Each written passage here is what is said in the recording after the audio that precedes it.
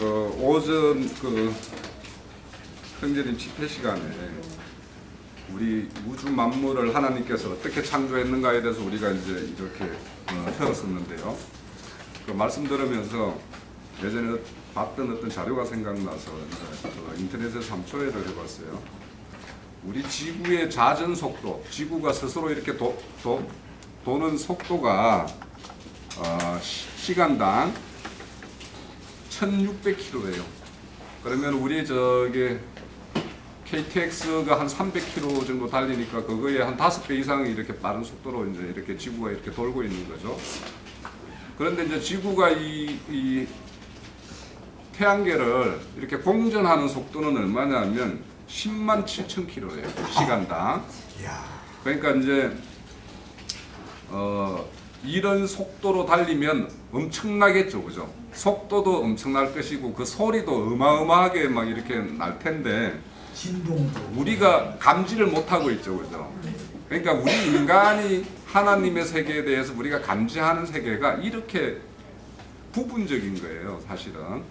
그래서 만약에 이 속도나 이렇게 달리는 어떤 그런 그 소리가 우리 인간들에게 그대로 감지가 되면 아마 인간 고막이 다 터질 것이고 어지럼증에 의해서 견뎌낼 수 없겠죠. 그런데 이제 하나님의 어떤 그 지혜에 의해서 우리 인간이 살기에 합당한 어떤 그런 환경을 이렇게 조성해서 우리가 이렇게 지구라는 데 이렇게 살고 있습니다.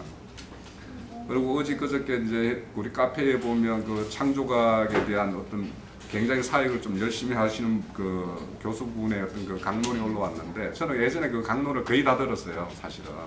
그래서 한자나 막 이런 거 보면서도 아우 참 그렇구나.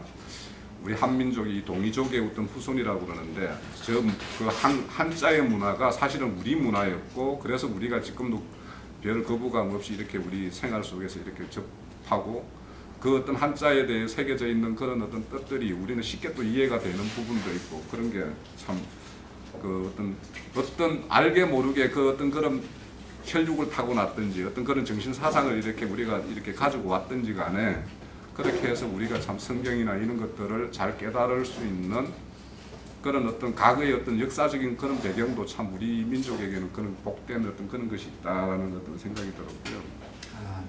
네. 제가 오늘 그 말씀드리고 싶었던 내용은 지난주 우리 뭐죠? 에베소서 이제 끝나면서 우리의 영적 전쟁에 대한 어떤 이야기도 했었고 또 그 앞주에는 그 생명과와 선악을 알게 하는 나무에 대한 어떤 그런 어떤 강론 그런 것들도 많이 이제 카페나 이런 거에 대해서 우리가 이제 접할 수가 있었는데 그 하나님께서 왜 그런 선악과를 만들었을까? 왜 만들었을까? 이거에 대해서 이제 좀 그거와 겸해서 우리의 어떤 영적 전쟁이라는 내용이 어떤 내용인가를 좀 같이 좀 설명을 드려보려고 그래요. 성경을 좀 많이 좀 찾아보려고 그러는데요. 이사야서 43장 18절에서 21절.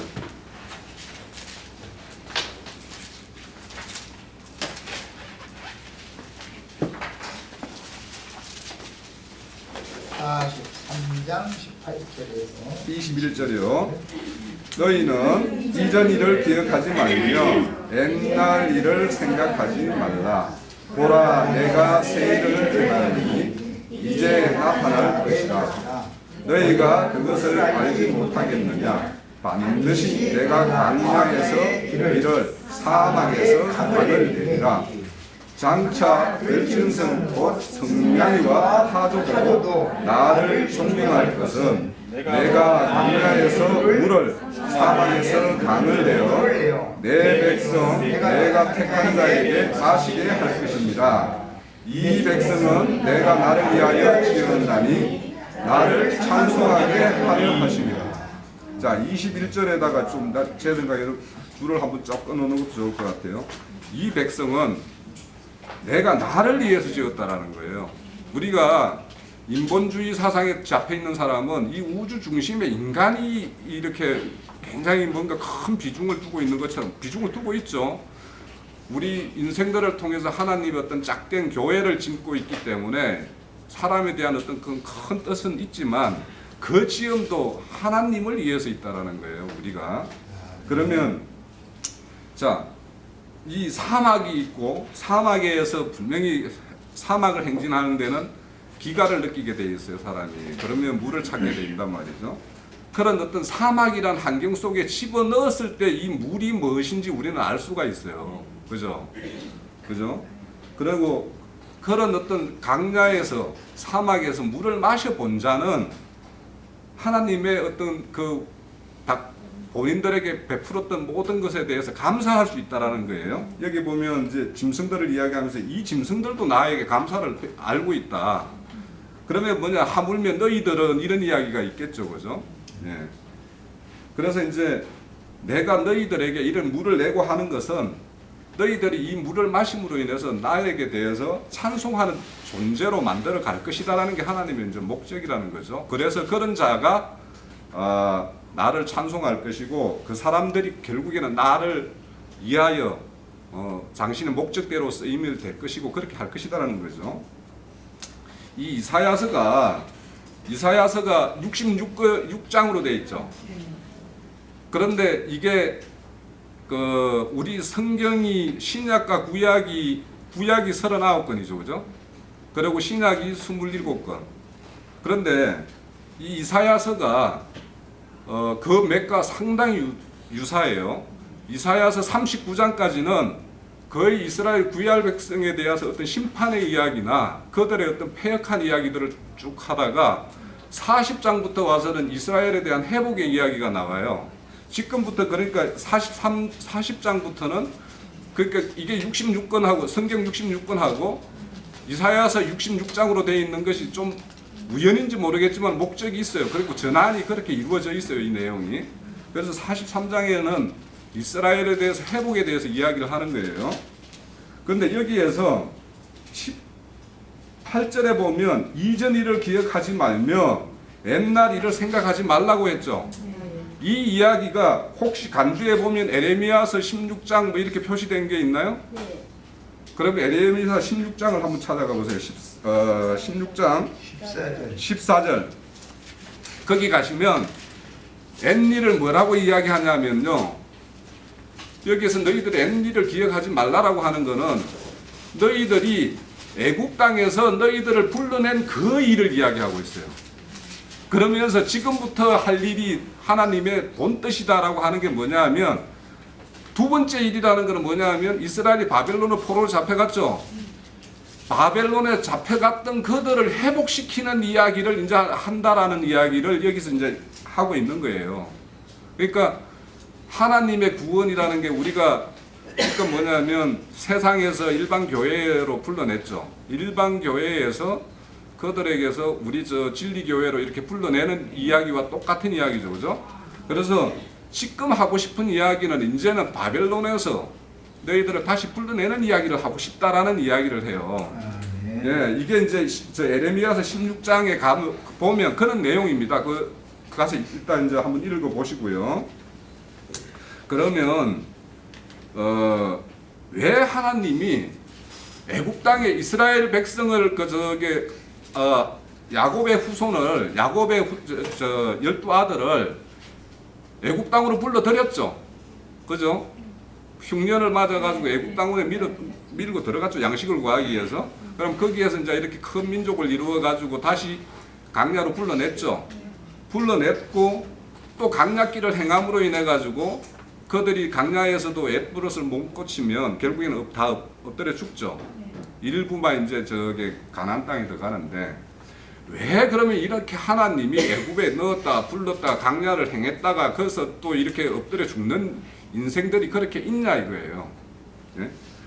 그거를 로마서 9장 15절 18절을 찾아볼게요.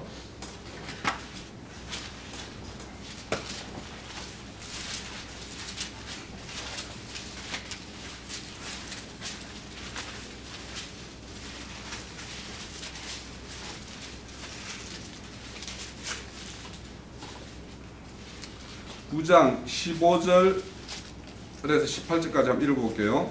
오색에 이르시되 내가 긍휼히 여길 자를 긍휼히 여기고 불쌍히 여길 자를 불쌍히 여긴다 하셨으니 그런즉 너희는 원하는 대로 말미암도 아니요 다람쥐한 자로 말미암도 아니요 오직 긍휼히 여기는 하나님으로 말미암습니다. 성경이 바로에게 이르시되 내가 이를 위하여 너를 세웠으니 곧 너로 말미암아 내 능력을 보이고 내 이름을 온 땅에 전파하게 하리라 하셨으니 그런즉 하나님께서 하시고자 하는 자를 긍휼히 여기시고 하고자 하시는 자를 안악하게 하시니라. 자, 여기 보면 바로가 애굽 이스라엘 백성들을 모세가 가서 불러낼 때 몸가게 그렇게 막았던 그 바로의 완악함이 하나님이 그렇게 하셨다라고 그러죠, 그죠? 그러면 바로의 완악함을 경험하고 하나님의 구원의 어떤 그런 부름을 받아서 출애굽을 했던 백성들이 경험한 거는 그 사실을 다 경험한 사람에게는 하나님의 능력과 그분의 일하심에 대해서 분명히 배웠죠. 그 경험을 통해서, 그죠? 그죠? 그죠? 이걸 경험하지 못한 사람들은 하나님의 능력이 무엇인지, 그분이 우리를 구원하는 것이 어떤 것인지 모른단 말이에요. 자, 지금 내가 선악과를 이야기하고 가고 있어요, 지금. 왜 선악과를 동산에 심어놨냐? 이런 걸 선악과를 경험하지 않으면, 선악과의 사건이 없었으면, 이런 경험이라는 게 없는 거예요. 그러면 왜 이런 경험을 시키냐라는 거예요. 그걸 지금 이야기하고 있어요. 자, 그리고 이제 로마서 폈으니까요. 11장 32절.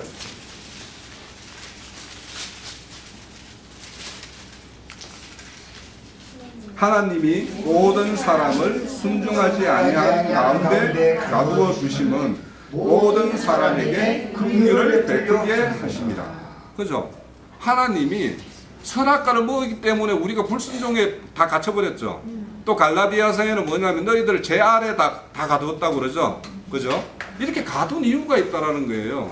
그 사람들에게 하나님의 긍휼이 무엇인지를 가르치기 위해서 했다라는 거예요. 그러면 선악과의 동산에, 에덴의 동산에 선악과를 둔 이유는 다 이렇게 흘러가고 있어요. 이 결론적으로 그러면 이제 에레미야 에가서 같은 데 보면 이런 말이 있어요. 내가 지금 일시적으로 너희들을 근심하게 하는 거는 그분의 풍부한 자비와 긍휼을 여기게 하는 그분을 알게 하기 위해서 한다라고 이야기를 해요. 그죠? 또 에스겔서 31장에도 악한 거에 엎드려서 너희들이 죽는 것이 나의 뜻이 아니고 악한 데에서 너희들이 돌이키게 해서 너희들 악을 떠나서 살 길을 찾아 나오는 그 자들에게 하나님은 기뻐한다고 그랬어요. 그러니까 왜냐하면 자 우리 신약에 보면 그 두 아들 중에서 큰 아들은 아버지 곁에서 계속 그 아버지 말씀대로 잘 순종하며 살은 것처럼 보이죠. 일단 그죠? 우리가 그 내용으로 보면 그 자는 아버지를 떠나보지 않은 사람은 아버지의 본 마음을 잘 모른다라는 거예요. 그죠? 결국엔. 그러면 그런 것이 하나님의 어떤 그 동산에 선악과를 두었다는 거하고 이렇게 연결을 시킬 수 있겠죠. 그죠? 좀 더 가보자고요. 다시 이사야서 54장에 가볼게요.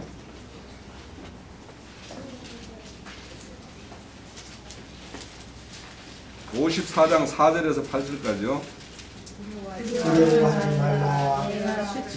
수치를 당하지 아니하리라. 놀라지 말라. 내가 부끄러움을 보지 아니하리라. 내가 내 젊었을 때의 수치를 잊겠고 가부 때의 치욕을 다시 기억한 일 없으니 이는 너희를 지으신 내 남편이시라.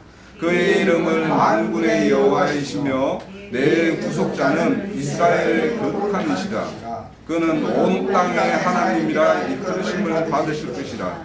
여호와께서 너를 부르시되 마치 어림을 받아 마음에 금신하는 아내 곧 어릴 때 아내가 되었다가 어림을 받은 자에게 같이 하실 것이라. 내 하나님께서 말씀하셨느니라. 내가 잠시 너를 버렸으나 큰 긍휼로 너를 다시 모으겠으며 내가 넘치는 진노로 내 얼굴을 내게서 잠시 가렸으나 영원한 자비로 너를 긍휼히 여기리라. 내 구속자 여호와께서 말씀하셨느니라. 예. 그러니까 궁극적으로 잠시 버리는 사건은 출발점이 어디입니까? 에덴 동산의 선악과에서부터 버림의 사건은 일어나는 거죠, 그죠? 예. 그렇게 이렇게 버림을 통해서, 버리움을 통해서, 아버지를 떠남을 통해서 아버지의 어떤 국률한 마음을 알게 하는 것이 그것인데요. 그 궁극적으로 그 어떤 그 의미의 가장 깊은 뜻을 잘 설명하는 게 이사야서 30장 26절이에요. 가볼게요. 30장 26절.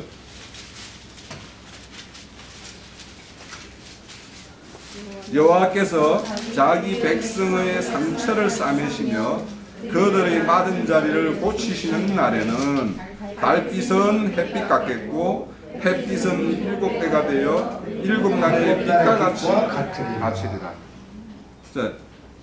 상처를 당해보지 않은 사람, 하나님이 내 상처가 하나님에 의해서 싸매음을 경험해보지 못한 사람, 이런 사람들은 내가 빚 가지고 있으면 내 어떤 기존의 선함을 그대로 가지고 있을 수밖에 없어요.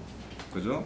그러면 아담이 이런 경험을 하지 않은 상태에서 생명과를 먹었으면 그 생명과가 어떻게 된 건지는 모르겠지만 궁극적으로 우리는 하나님의 버림을 받은 자 되었다가 그분이 우리에게 찾아오셔서 그분이 우리의 먹이가 돼 주심으로 인해서 우리는 생명과를 지금 먹고 있죠. 그래서 우리가 예수 그리스도를 지금 배우고 있죠. 그죠? 이런 것처럼 이걸 이렇게 그러니까 그분의 어떤 나를 고치는 날에는 내 안에 있던 빛이라고 있었던 그 달빛 같은 거 흐릿한 달빛도 햇빛같이 빛날 것이고 내 안에 햇빛이 있었다면 그건 7배나 더 밝은 빛이 될 것이라는 거예요. 그러니까 세상에 선함을 자꾸 이야기하는 사람들은 이런 달빛이 햇빛 되는 사건, 햇빛이 7배나 밝아지는 사건을 볼 수가 없다라는 거예요. 그러니까 우리가 과거에 아까 54장 앞에 봤던 것처럼 너희들이 과거에 뭘 했던 거에 대해서 수치스럽게 이렇게 여길 필요도 없다라는 거예요. 그것에 의해서 나는 하나님의 더 큰 은혜 속으로 그분의 우리의 어떤 베푼 어떤 국률이 어떤 것인지를 더 밝게 알고 가기 때문에 그것이 큰 우리에겐 축복이라는 거죠. 그래서 이제 이런 우리에게 다른 하나님을 떠나는 사건을 경험하게 하고 우리가 또 신앙생활을 했다고 하는 것 과거에 했던 어떤 그런 신앙들이 어쩌면 하나님의 어떤 의보다는 나의 의를 쌓고 나의 어떤 그런 잘남을 이렇게 채우기 위해서 했던 그런 신앙들에 의해서 우리는 지금 그런 거를 그것이 아니었구나를 배웠죠. 그죠? 그러니까 우리는 그분들은 그것을 햇빛이라고 여기고 하고 있을 텐데 우리가 지금 보니까 그걸 흐릿한 달빛 같은 거란 말이죠. 그러니까 그거를 우리는 알았으니까 그 부분에 대해서 우리가 햇빛이 된 거죠. 그리고 이제 우리가 앞으로 이제 진리에 대해서 지금 여러 방면으로 이렇게 공부함으로 인해서 진리에 대한 거는 7배로 빛이 날 거란 말이죠. 그렇게 이제 우리는 갈 거예요. 그러면 자 우리가 이렇게 밝은 빛 가운데 갔다라는 거는 하나님은 우리를 출애굽기 19장 우리 유명한 장이 있죠. 그죠? 우리를 그분의 백성 그분의 제사장의 나라를 이렇게 짓겠다라고 출애굽을 시킨 이유를 설명을 했죠. 그죠? 19장 5절 6절에서 설명을 하고 있어요. 그거를 이제 신약에 오면 베드로전서 2장 9절에 너희들은 나의 백성이요 왕같은 제사장이요 거룩한 나라요 이렇게 하면서 뭐냐면 너희들을 귀한 빛 가운데로 이렇게 옮겼다라고 그러죠. 그죠? 그러면 그렇게 한 이유가 뭐래요? 거기 보면 그렇게 하신 자의 아름다운 덕을 선전하기 위해서라고 그러죠. 그죠? 그러면 우리가 해야 될 일이 바로 그분의 아름다운 덕을 선전하고 전해야 되는 거예요. 그러니까 아까 처음에 이사야서 43장에 너희들을 지은 이유는 나를 위해서 지었는데 그것은 뭐냐? 나를 찬송하게 하심이라고 그랬어요. 그 찬송이라는 게 뭐예요? 그분의 복음이 참 복음을 깨달아서 그 복음을 증거하는 게 찬양하는 거죠. 그죠? 예. 그렇게 하는 것이 우리의 이제 그 업무라는 겁니다. 그리고 에레미야서에 보면 내가 너희들에게 입에다가 말을 붙여줬다라고 이야기를 해요. 그러니까 우리가 지금 성경 공부를 해요. 수많은 시간 형제님한테 배워왔어요. 여기 자리에서 앉아서 말씀 듣는 거 참 좋아요. 배워야 돼요. 그렇지만 이거를 내 안에서 그냥 내 입 안에만 이렇게 우물우물하는 말 못하는 이런 벙어리가 되면 안 된다라는 거예요. 우리가. 예? 그러니까 말을 준 이유는 찬송하게 이해한 것이고, 우리가 이렇게 신앙생활하고 뭔가 이렇게 뭐 이제 원어 성경까지 이제 뭔가 보면서 공부하는 이유는 더 명확하고 더 분명하게 이렇게 증거하기 위해서라는 거죠. 그죠?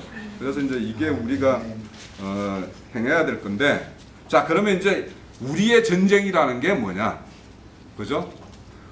가짜들 가지고 거짓말 같은 거, 그러니까 그 허황 된 거에 사로잡혀 있고 그 사람들이 우물우물하고 말하는 것들이 참 가치 없는 것들을 이야기하는 그 자들에게 우리는 가서 뭔가를 전하는 게 이게 영적 전쟁이죠. 그죠? 그러면 영적 전쟁이 뭐냐? 그거를 이제 한번 볼게요. 이거는 예전에도 한번 전거를 했던 것 같은데, 이사야서 58장에 가면 내가 기뻐하는 금식이 뭐다라고 이제 이렇게 설명이 나와요. 58장에 그거 보면 58장 6절에 보면 나의 기뻐하는 금식은 흉악의 결박을 풀어주고 멍에의 줄을 끊어주며 압제당하는 자에게 자유를 주고 모든 멍에를 끊는 것이라고 그랬죠. 그죠? 그러니까 금식을 밥 굶는 게 아니라 지금 뭐냐 하면 거기 영의 양식이라고 이상한 것을 받아들이는 사람들이 있죠. 그 사람들에게 금식시키는 게 우리의 일이라는 거예요. 그죠? 이상한 것들을 다 잘라내고 참 하나님의 것을 갖다 이렇게 공급해 주는 것들이 우리가 전도하고 복음하는 거죠. 이게 우리의 전쟁이라는 거예요. 그래서 이제 이사야서에서 이렇게 증거하고, 이제 하나 찾아볼게요. 이제 신약에 와서는 이제 고린도 후서 10장 3절.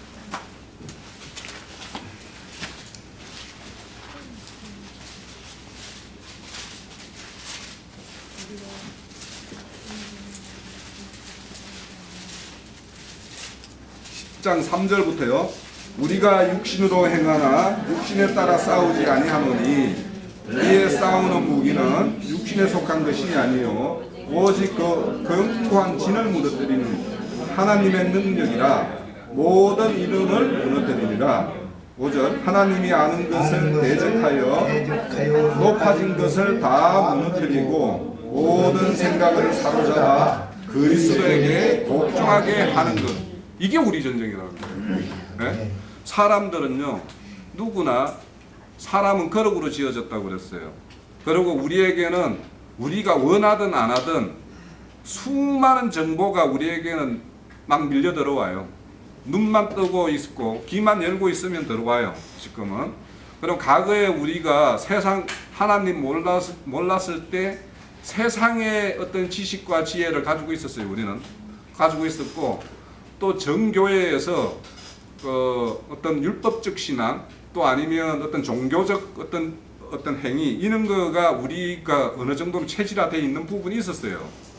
그런 것들이 뭐냐면 여기에 보면 그 사람들 나름대로 진을 구축하고 있단 말이에요. 그 사람들의 나름대로 심령 안에는 그 사람들의 어떤 견고한 이론과 이런 것을 장비하고 있어요. 그래서 우리가 말을 이렇게 전하라고 전해보면 그들 나름대로 어떤 그런 어떤 이론과 이런 것들을 가지고 있단 말이에요. 그런데 그것들이 우리가 이렇게 보면은 별 가치 없는 것들, 어쩌면 오히려 심히 하나님에게 대적하는 것들, 이런 행위를 자기들은 어떤 하나님을 위해서 한다라고 하는 사람들이 있잖아요. 그죠? 그런 이론들을 우리가 깨주는 일이 우리가 해야 되는 영적 전쟁이라는 거예요. 네?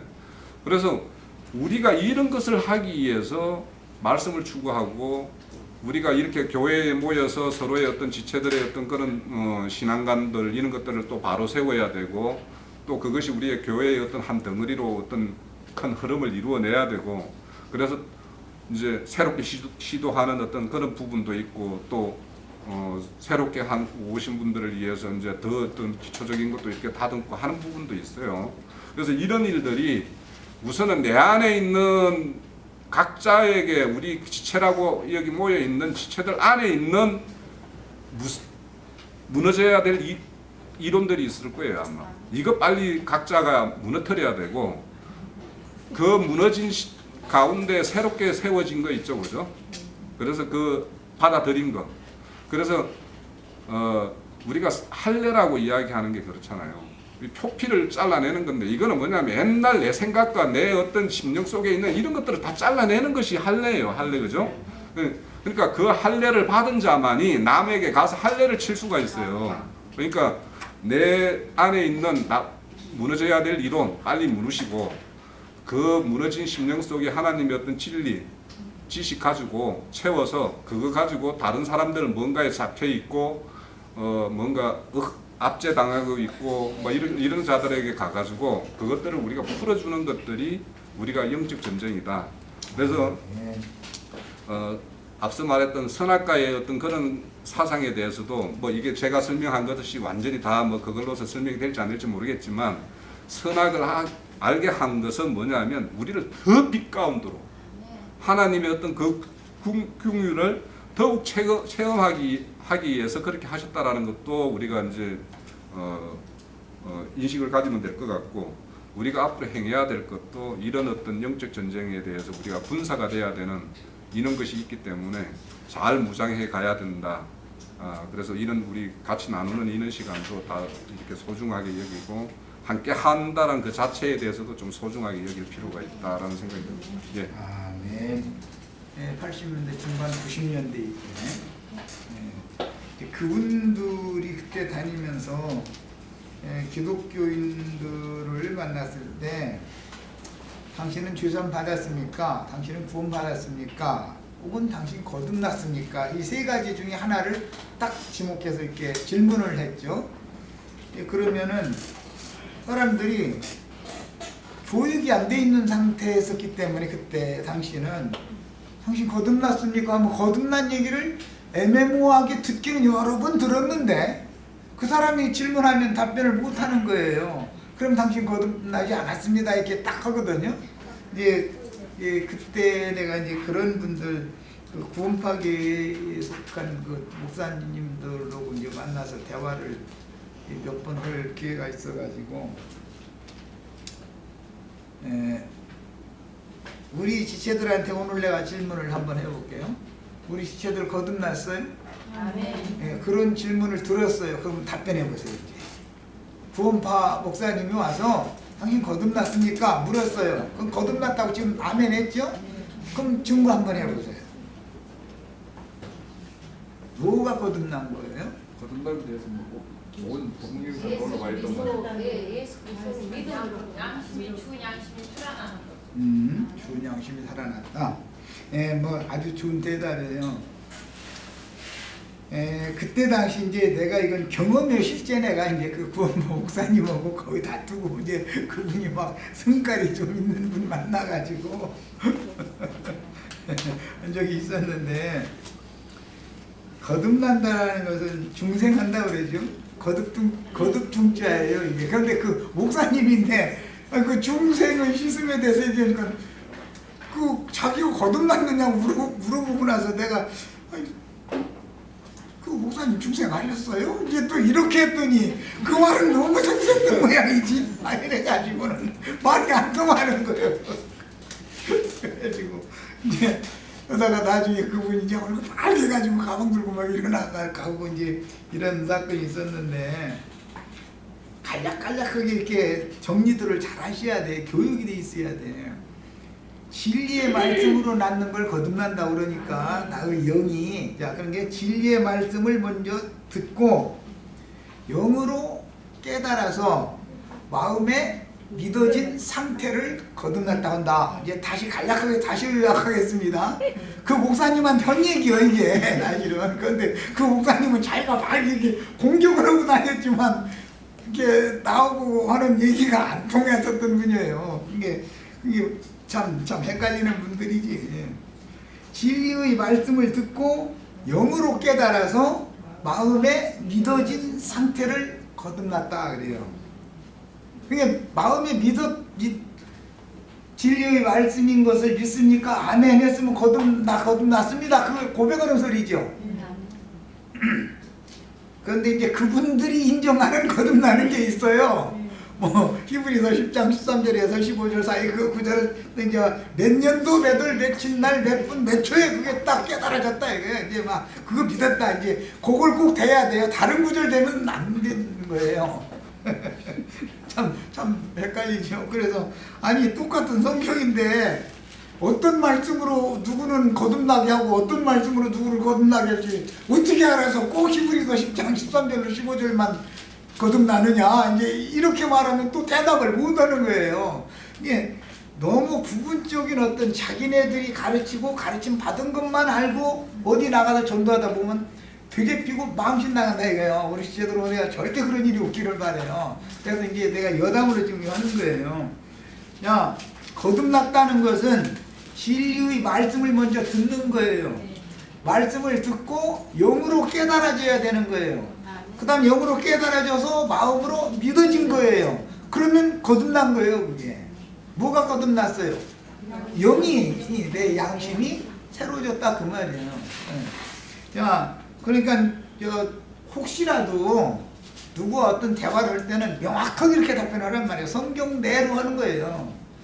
진리의 말씀을 듣고 영으로 깨달아서 마음에 믿어졌다. 그러니까 그분들이 요거는 히브리서 10장 13절 뭐 꼭 그것만 믿어야 된다 이렇게 하면 그것은 그 다음에는 우리가 얼마든지 답변할 말이 있겠죠. 그 구절만 거듭나게 한다는 구절이 어디가 있냐? 그런 게 어디가 있냐? 이제 그분들은 그러고 거기에 나오는 그 피로만 구원받는다 이제 막 이렇게 막 빡빡 우기죠. 나는 악착같이 로마서 5장에 나오는 피로 나는 구원받아서 일부러 로마서에 나오는 피로는 왜 씻음을 못 받냐 이제 이런 서로가 이제 이런 일이 있었는데 사람이 너무 편협해지면 안 되겠어요. 성경이라는 건 여러 모양과 여러 부분으로 다양성 있게 기록이 된 거기 때문에 어떤 사람에게는 어떤 구절이 은혜가 되어지고 그걸 통해서 신앙에 입문하는 거예요. 어떤 사람은 어떤 구절이 은혜가 되어져서 그 구절을 통해서 입문하는 거예요. 구원의 문이라고 하는 것은 동서남북 사방으로 세문씩 열려 있는 것이지 어떤 한문 이문으로만 들어야 된다고 주장하면 그거 안 맞는 말이잖아요. 이제 그때 당시 이제 그런 대화를 했기 때문에 이게 생각이 나서 한 거예요. 지금 오늘 홍윤계님이 생명과와 선악과 이 얘기를 할 때 선악과를 왜 만들어 놓으셨고 먼저 먹게 하셨을까? 일부러 먹으라고 해놓은 거잖아요. 먹게 꼬이도록 뱀도 일부러 보낸 것이고 하나님이 허락하심이 없으면 우주 가운데에서 뭔 일이 일어나요? 안 일어나요? 그게 뱀이 에덴 동산에 온 것도 하나님이 야 너 거기 가고 이게 사실 한 거죠. 네. 그렇게 써있지는 않아요. 또 이게 또 다른 사람들한테 가서 얘기하면서 하나님이 뱀 저 에덴 동산으로 가라겠대 또 이렇게 했다가는 이제 안 되죠. 그런데 써있지는 않지만 우주 만물 가운데 어떤 사건이 벌어지면 하나님의 허락하심이 없으면 절대로 일이 안 일어나는 거예요. 뭐 개인 사적인 얘기로 남편과 아내가 이혼을 하게 됐어. 그것도 하나님의 허락하심이 없으면 절대 안 되는 거예요. 허락하심이 있는 거예요, 그게. 또 하나님이 이혼도 허락하신데 또 이렇게 하시지 말고 뭐든지. 예.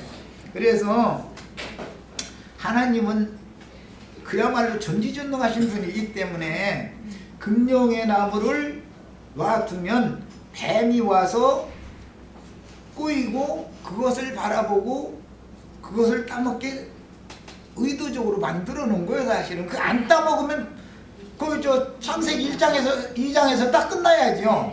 생명나무 실과 따먹었더라고 끝이지 뭐. 더 이상 써나갈 필요가 없잖아. 네? 그것은 형제님 오늘 진짜 참 아주 은혜스럽게 말씀을 잘 전거했어요. 선악과를 먼저 먹어봐야 생명과의 귀함을 안다. 그걸 간절히 찾는 거예요. 살아나야 되겠으니까 살고 싶잖아요. 그거 먹어도 죽고 난 사람이면.